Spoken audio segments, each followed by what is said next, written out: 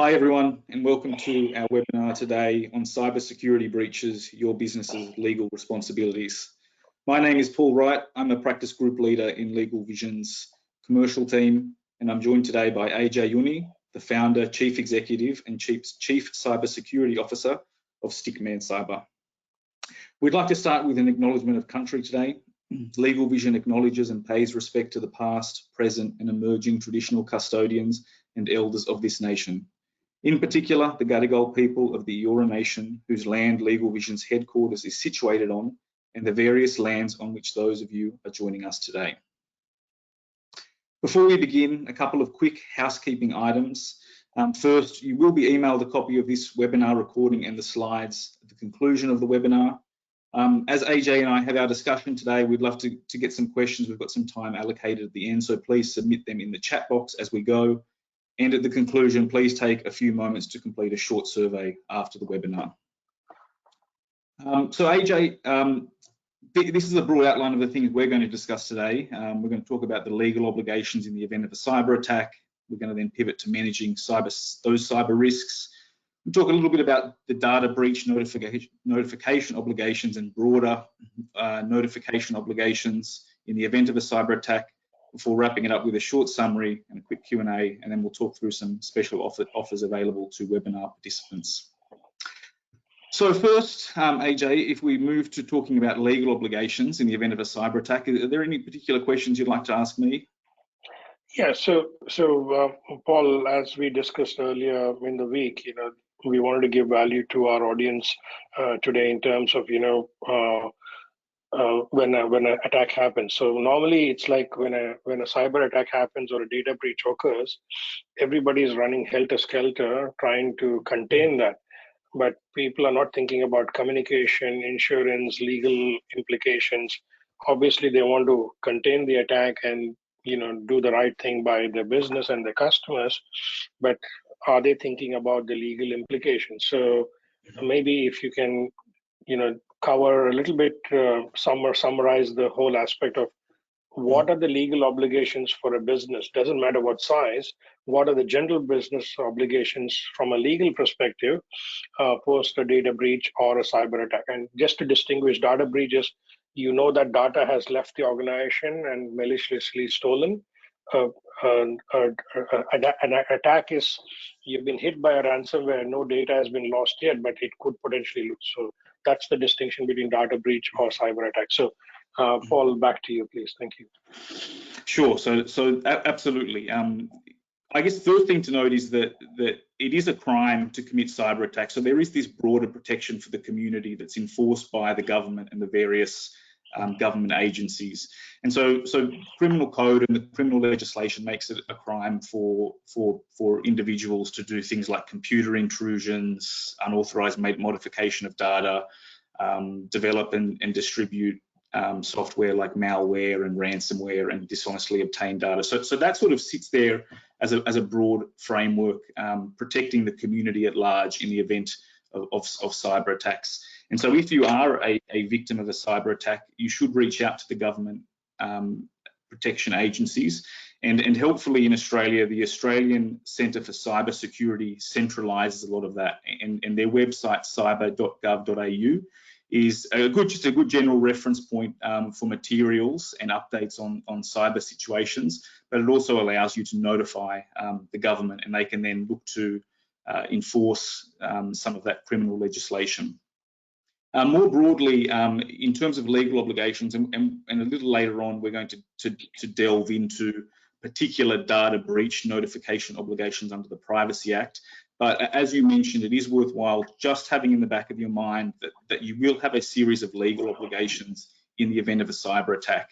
That may be to do with personal information, and that's a notifiable data breach under the Privacy Act. You may, depending on the industry you operate in or the type of data you deal with, may have broader notification obligations, so things like APRA for people who work or touch in the financial services space. AUSTRAC generally, so any sort of area of business that deals with the processing of money, so anti-money laundering and counter-terror financing legislation. You may have notification obligations to AUSTRAC. And then thirdly, and sometimes just as importantly, you may have contractual legal obligations with third parties. So you'll have enter into contracts with your suppliers, with your consultants, with your customers, and separate to the legislative environment in which you operate, you may actually have legal obligations under those contracts to notify those third parties about data breaches or cyber attacks and the way it's impacted their data or the data more generally. Sure. So there's this big discussion out there in the marketplace. So if I'm hit with ransomware, is it legal to pay the ransom? And will obviously, some insurance providers are saying they'll cover the cost of reimbursing that ransom payment. Some are saying no, that's not legal. So there's a bit of confusion. Obviously, insurers want to make sure they don't get unnecessary claims, and then the businesses are thinking, oh, should I pay the ransom? Will I get my data back? I can cover that aspect of data back, but is it really legal, right? Should we be paying the ransom? Will we be implicated? Meaning, if I lodge a criminal complaint and I paid the ransom, will I still be protected in law, right? So that's the question out there in the marketplace. Yeah, absolutely. And so, I mean, ransomware contributes to a large number of cyber attacks and is increasing year on year. So it's a very topical and valid question. There is no law prohibiting the payment of ransoms in connection with ransomware attacks in Australia. So there's no piece of legislation that you will commit an offence against simply through the act of paying a ransom in connection with a ransomware attack. However, there are some really important considerations to take into account.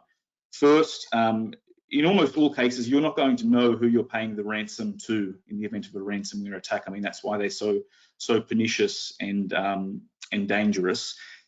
In that context where you don't know who you're paying it to, you do need to be conscious that even though there's no law directly prohibiting it, you are operating in that legislative framework that prohibits the anti-money laundering legislation and also the counter-terrorism financing legislation. So even though there's no prohibition on paying the ransom itself, you may inadvertently fall foul of those other pieces of legislation by reason of the fact of who you're paying the ransom to. So that's something that's really important to keep in mind, and there's just a huge amount of uncertainty in that context always. Second is the insurance point you raised. So it's not so much is it a crime or is it prohibited, but you should be aware of the terms of your insurance policy and whether or not your insurer is actually going to assist with the payment of that ransom. Third, the Australian government strongly discourages you from paying ransoms in connection with ransomware attacks. And there are some resources on the Australian Centre for Cybersecurity that deal with this. But I think the point to take away broadly from that is if you do pay a ransom and you don't get what you're promised in exchange for the ransom, you're going to get very little assistance from the government in connection with that payment. So it is very much a pay at your own risk.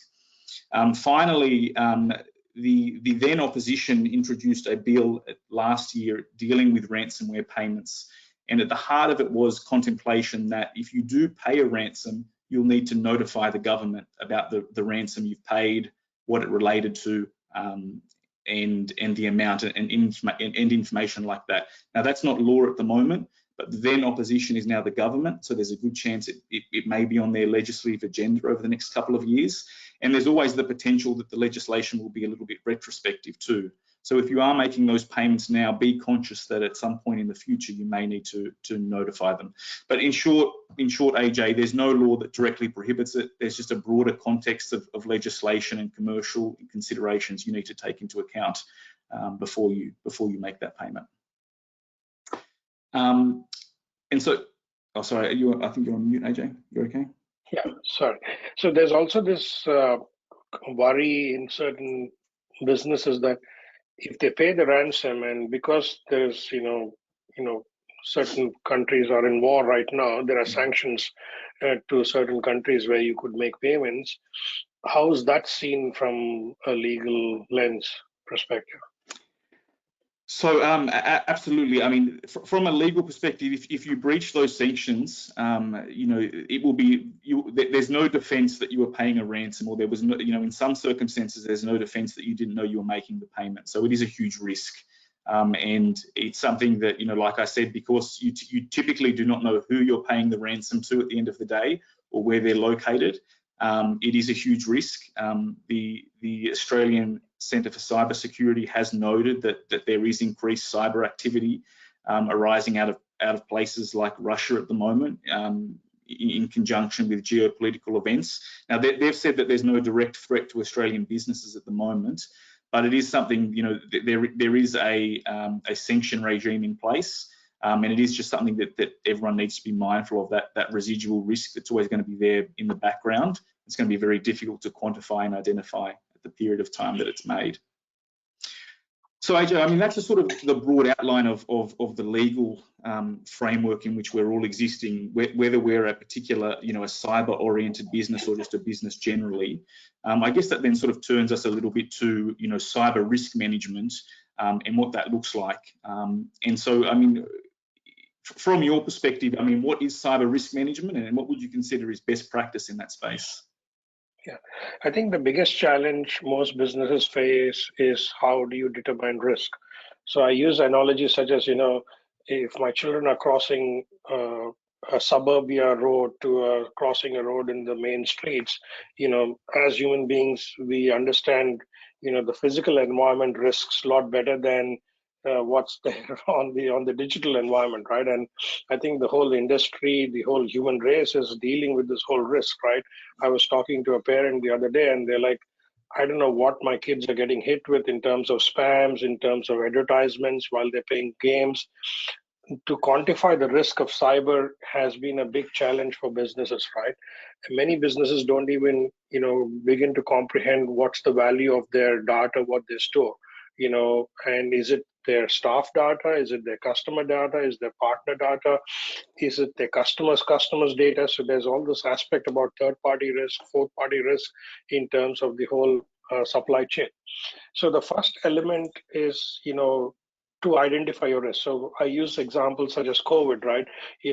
Everybody is at risk of getting COVID, but there is also this distinction that the people with at the older age of the population are at higher risk compared to the people in the who are much younger, right, and healthier, and then younger people who are not that healthy who have a higher risk. So if you use such analogies, businesses, I say cyber is human too, right?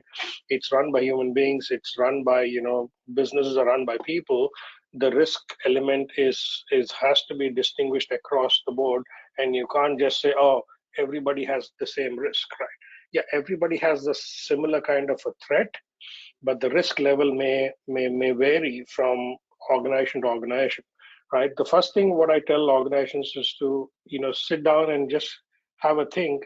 If you had a data breach, meaning somebody got into your business, stole data, and you actually know it has been stolen, identify what kind of data you store, number one, right? So is it sensitive information like first name, last name, date of birth, driver's license, passport details, health information, other intellectual property information you're storing? If that is stolen from the business, what is the impact to your business? How do you respond to your clients, right? What is your mitigation strategy? What is your incident response strategy? How do you recover from such an incident?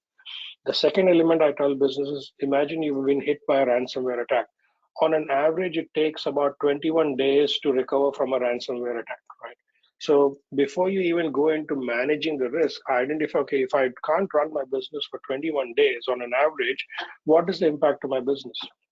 So once you've ascertained, okay, I can still work without my IT equipment and my systems for 21 days, then obviously you're at a lower risk, right? And I've had companies who said, yeah, that's perfectly fine. We can go to complete manual mode. Yeah, there'll be some impact, but we can still run our business. But there are businesses who can't even run because today, even if you've got your email is compromised, how will you run your business, right? So that's the question. Then comes, basic hygiene, like how I say in the COVID world, post-vaccination, there are people who, like I was fully vaccinated, boosters, and I still got COVID, right? So you could put all the different kinds of controls and protections in place, But if you don't have hygiene in place, right, and it was quite interesting. We went for a home show where there was all these, huge crowd. Mentally, nobody prepared to wear masks and stuff. We just entered. It was, post-COVID era. Everybody was trying to get out there, and then 2 days later, I get COVID, and it's just negligence, right? I didn't think about it, and then I got COVID. Same with cyber. It's not a set and forget kind of a target, right? So you need to set your hygiene right? Well, when I say hygiene, you look at things like, do I have secure passwords? Do I change my passwords on a 30-day basis? I was at an event yesterday, speaking at an event, and one of the speakers said, hackers don't hack anymore; they just log in, right? So if you don't, if you don't change your passwords on a regular basis, if you don't secure your accounts, if you don't use shared passwords, so I see a lot of businesses, basically get complacent and say, oh, let's use the same admin and username, admin and password as password, and give it to 5 people. Just imagine if that same password went out to a hacker who could log in as you, and then you won't even know who actually logged in, right? So these are the things you need to think about, right? And then look at what's your further risk, right? So you look at it from the inside, and then you look at, okay, who is part of my ecosystem? So if you remember this attack of Target in the US, so Target, the retail operation, was attacked through the air conditioner's system's laptop. So the air conditioner provider would log into Target's environment to monitor all the air conditioning equipment, increase, decrease temperatures and stuff. So he or she had access to the main network. The hackers got compromised that laptop, got into the Target's environment, and then did what we call as a lateral movement into the environment to go find credentials to be able to then log into admin systems. And they stole, I think it's been a while now, I think it was 140 million or 40 million or 140 million credit cards were stolen, right? And the impact of it was quite significant. All the senior leadership was replaced over a period of 6 to 12 months. They had a complete overhaul. So you can wait for an attack to happen and take necessary steps post-attack, or you can keep the hygiene in place. So start with simple things like having multi-factor authentication, having unique passwords, running your vulnerability management on a regular basis, patching your network with latest security patches. Like even on the phones, Apple and Android send security patch updates on a regular basis. I see a lot of people don't bother to install it and they just continue, and that's how you become more vulnerable, right? So it's like now the 4th booster has come for COVID, right? So it's like a patch to your immune system so that you don't get COVID. So same concept is in the computer or the internet world, which we need to start using, and just get present to the fact that none of us are immune to cyber attacks or COVID, right? COVID is going to stay, flu is going to stay.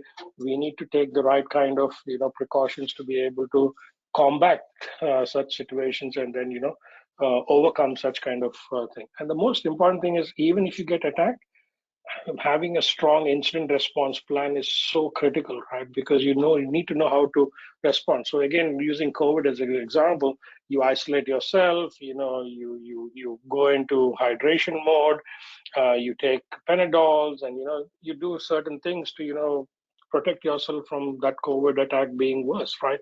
Same with cyber. Once you get attacked, you need to have an incident response plan, know how to respond. I say the first thing to do is, while you're trying to recover from the incident, inform your public relations team if you have one internally, or prepare a communication plan both internally for your staff and external to your third parties and customers. Inform your insurance company that you've had a breach, you are investigating it, and inform your legal, right? And that's where you guys come in the picture to look at it from a legal standpoint and say, what are the implications? Would you get a fine from the government? Would you have to, if there's a class action, if you're a very large organization, especially B2C, there could be a class action you need to get prepared for. And those are the things. So inform these 3 entities, or obviously your IT and cyber teams have to also get involved and start doing the investigation and the forensic response around it. So essentially, these are the key elements of managing your risk ultimately from a cyber perspective. Mm-hmm. Excellent. No, that's That's really great. And I guess then, we've talked then a little about the legal framework and managing it.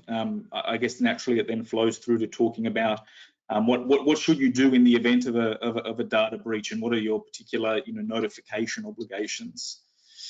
Do you have any questions for me in that space, AJ? Yeah. So I think there is this notion.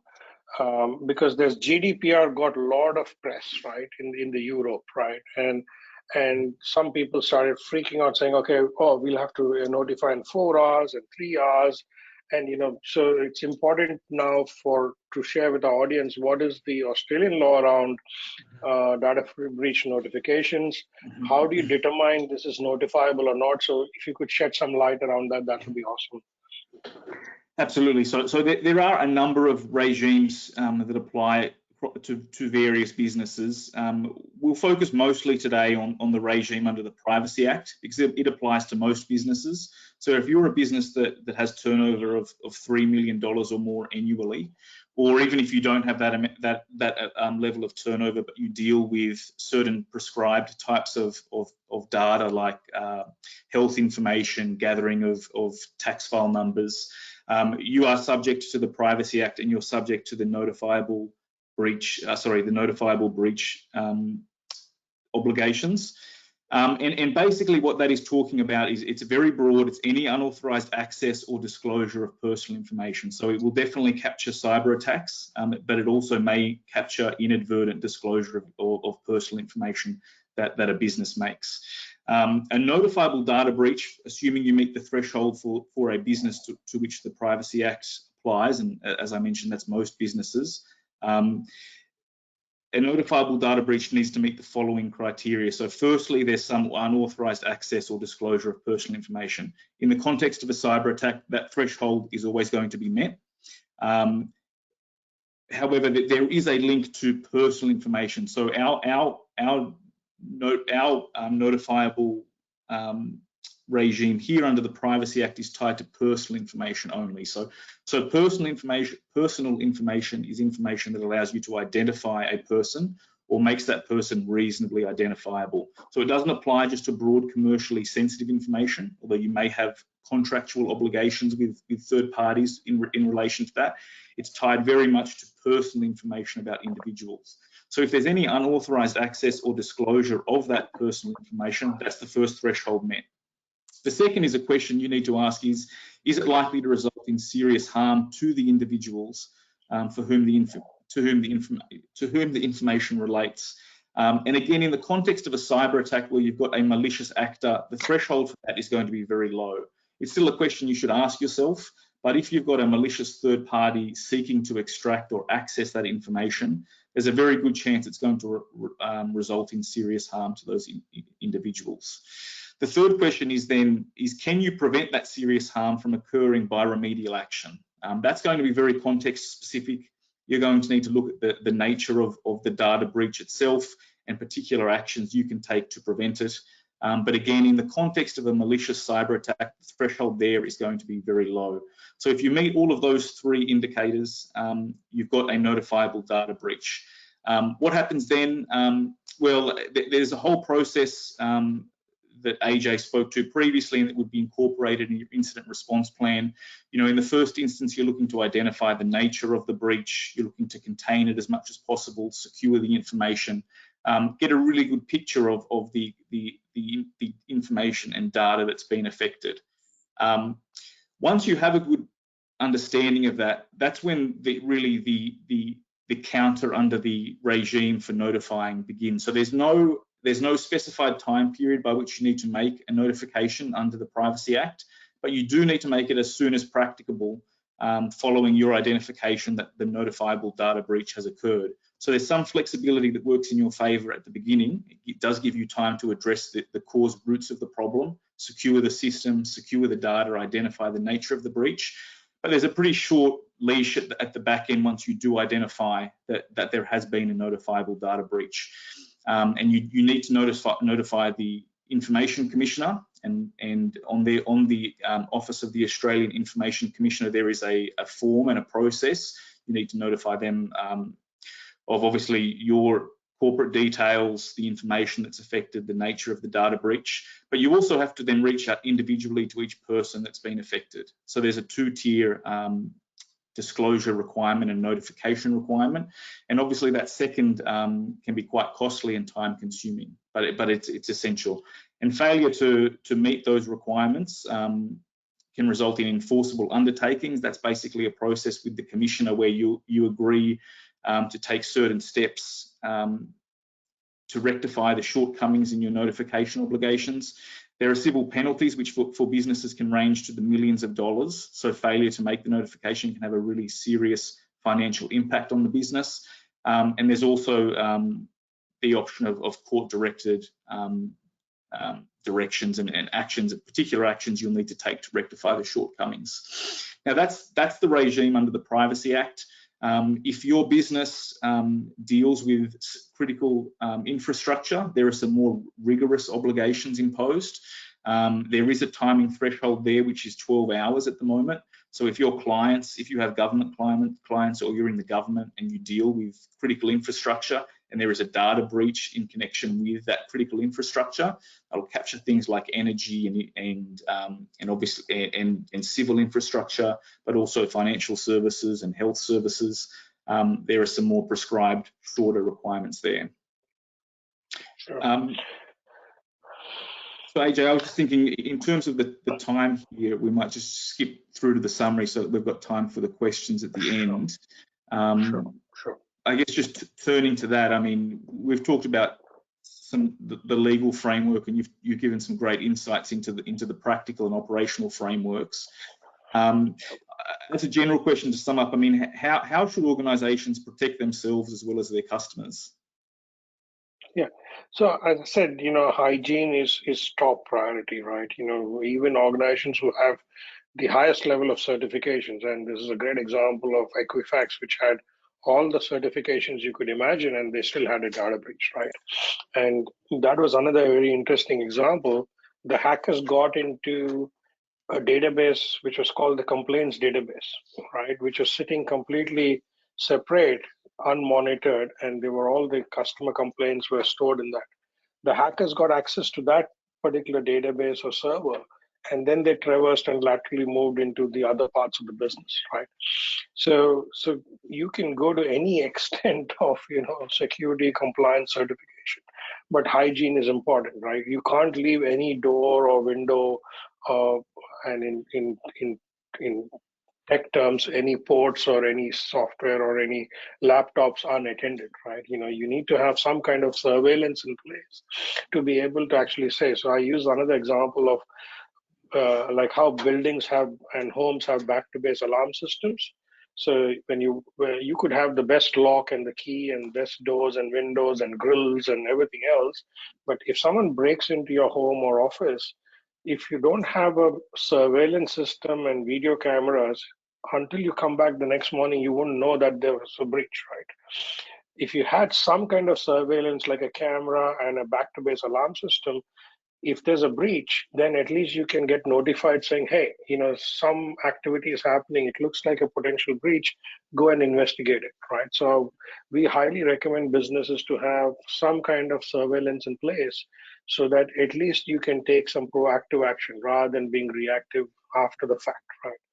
Then things like patching your network, right? So making sure your systems are patched and regularly patched and monitored is obviously the core elements. And then you have your internal systems, policy procedures.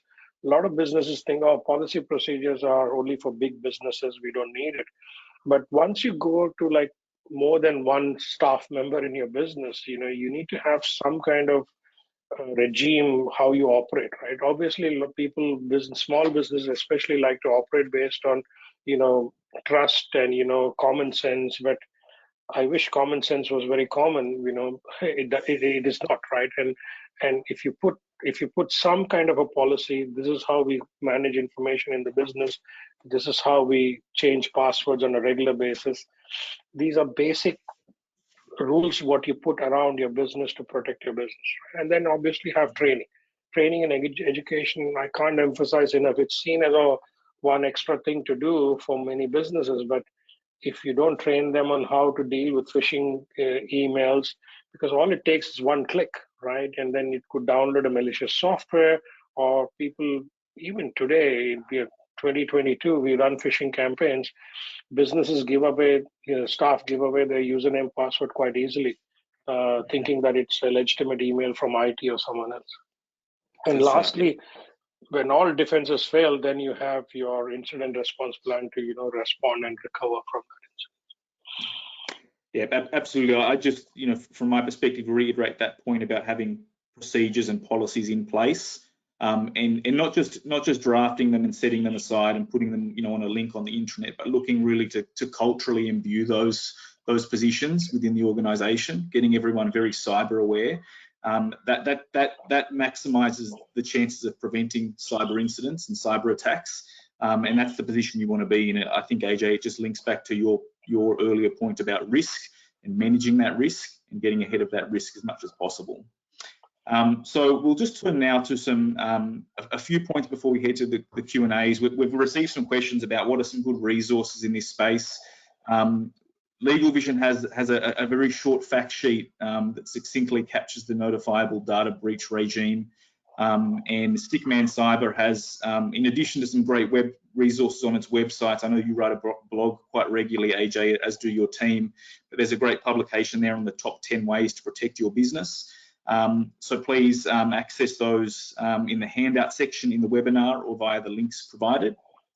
Then in terms of just a very quick flag that LegalVision will be running an additional webinar on legal tips for service providers next Wednesday, not directly related to cybersecurity, but maybe relevant to the broader business of attendees today.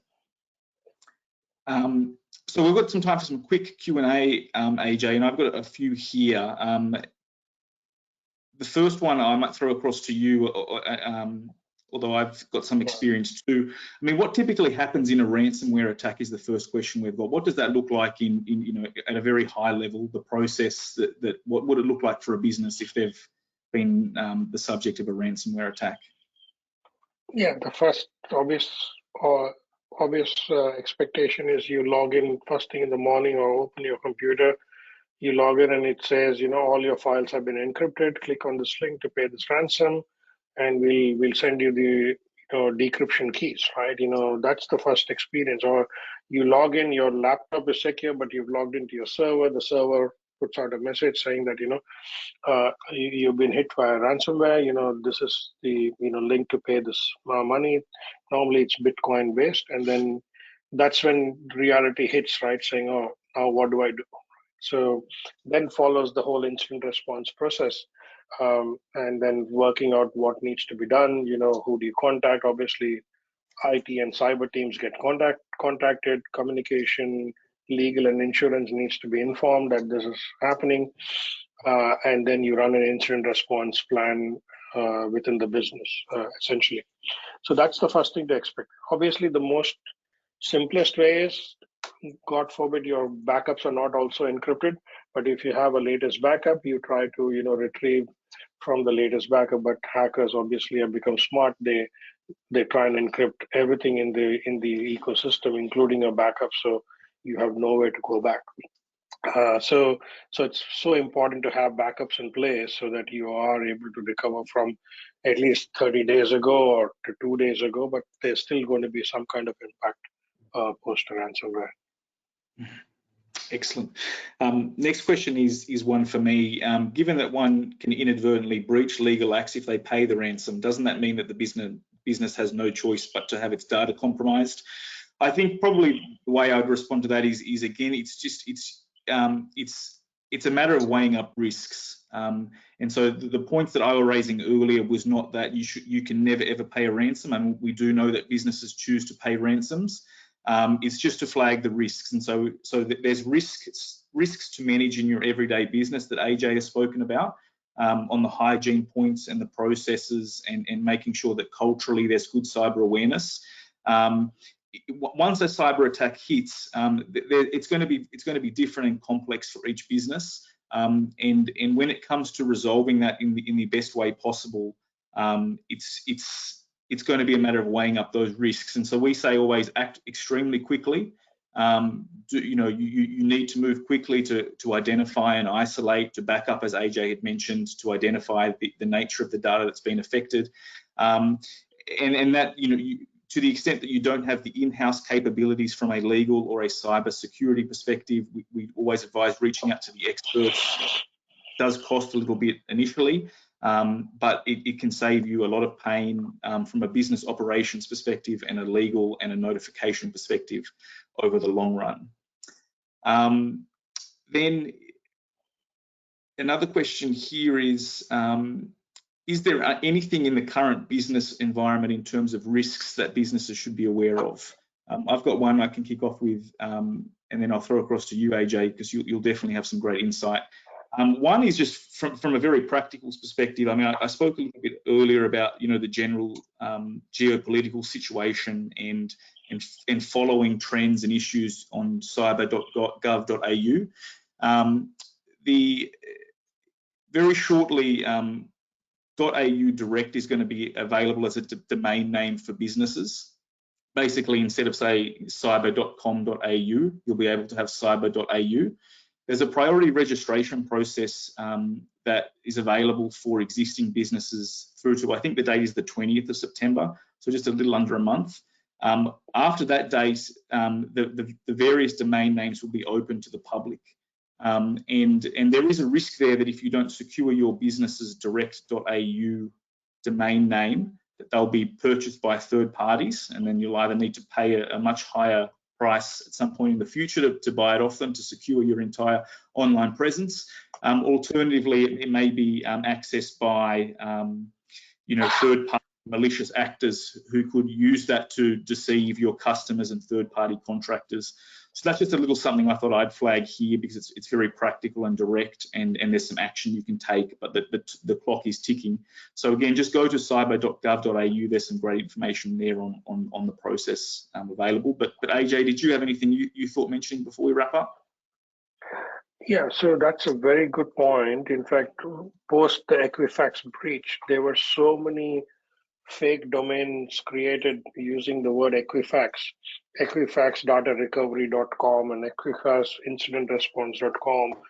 And these are hackers then further attacking the user, saying, put your credentials here and we'll give your information back to you. We'll help you protect your information.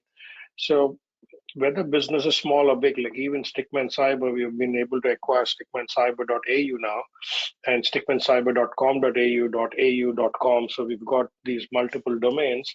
You can keep buying the whole world's domain .cn and .eu, but we try to keep it, at least contained to our region, right? So that, at least people don't buy that domain, which looks like Stickman and then reaches out to people saying we're a cybersecurity company. So it's important for business, small or big, to invest that, put aside $500-600 a year or $1,000 a year to buy those domain combinations, which kind of covers your business to some extent.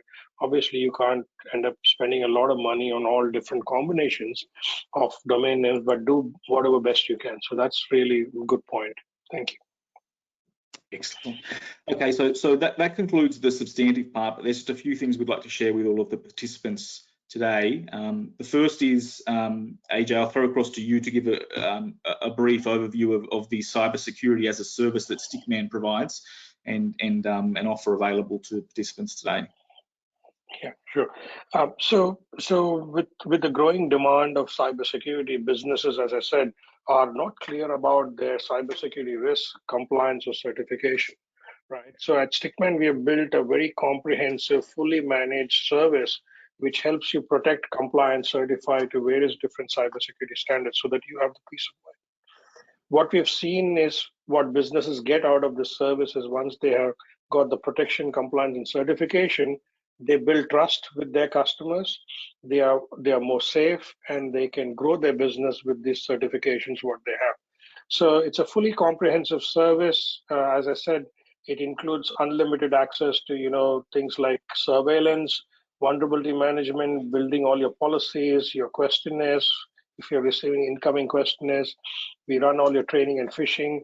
We give you security improvement and guidance. We run your annual assessments and certifications, including your security penetration testing, and also provide you a full calendar of events. So basically, the gray box where you see the circle, if that's your business, we plug into your business as the cybersecurity officer, giving you a single point of contact, and then you get unlimited access to all our services across the board.